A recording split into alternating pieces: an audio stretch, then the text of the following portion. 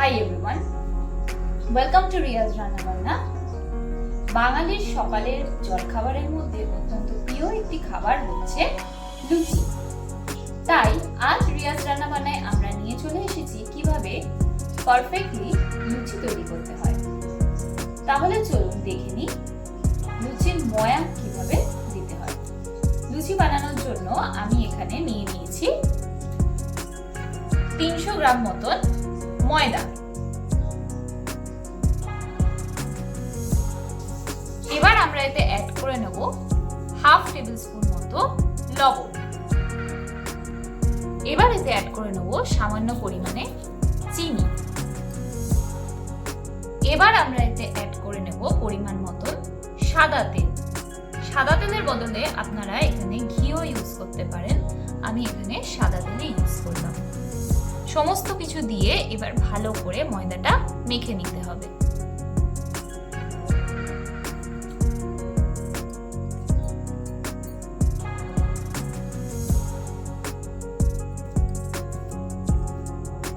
দেখুন ময়ান দেওয়া হয়ে গেছে। ময়ান দেওয়া কিভাবে হলো বুঝবেন কি করে? ময়দাটাকে নিয়ে এইভাবে একটু চিপলে দেখবেন এরকম মন্ড হয়ে যাচ্ছে কিনা। মন্ডটা যদি দেখেন এইভাবে ভেঙে যাচ্ছে তাহলে বুঝবেন যে ময়ানটা হয়ে গেছে। কিন্তু যদি একেবারেই ঝুরঝুরে হয়ে যায় কিংবা একেবারেই শক্ত হয়ে যায় তাহলে বুঝবেন ময়ান দেওয়া হয়নি। দেখুন এইভাবে শক্ত করলে কিন্তু একটা মন্ড মতো হয়ে যাচ্ছে এবং মন্ডটা হালকা একটু প্রেসার করলে ভেঙে যাচ্ছে। এবারে আমরা এতে অল্প অল্প করে জল অ্যাড করব।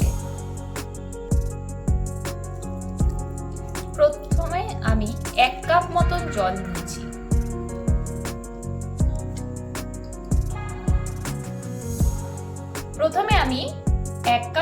জল নিয়েছি। এই 1 কাপ জল অল্প অল্প করে ময়দায় দিয়ে মাখতে হবে।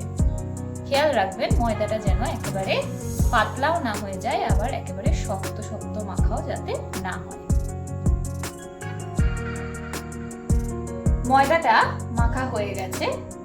দেখুন ময়দাটা সুন্দর নরম ভাবে মাখা হয়েছে। এবার আমরা এটাকে মোটামুটি আধ ঘন্টার মতো রেস্টে রেখে দেব। লুচিটা মাখা হয়ে গেলে ঠিক এইভাবে ময়দাটা মাখা হয়ে গেলে এরকম ছোট ছোট ভাবে আমরা লেচি কেটে এবারে এগুলোকে বেলে নেব। বেলে নেওয়ার জন্য আমি উপর থেকে হালকা একটু সাদা তেল মাখিয়ে নিচ্ছি। এবারে আমরা লুচিটা বেলে নেব।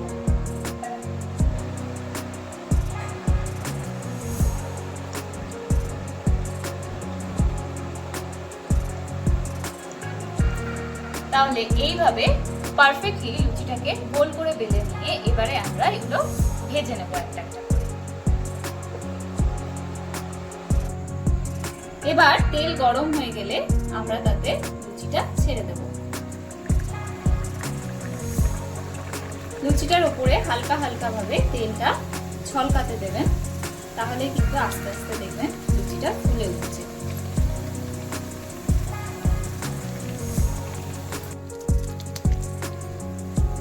এরকম ভাবে দেখবেন লুচিগুলো ফুলকো হয়ে ফুলে উঠবে।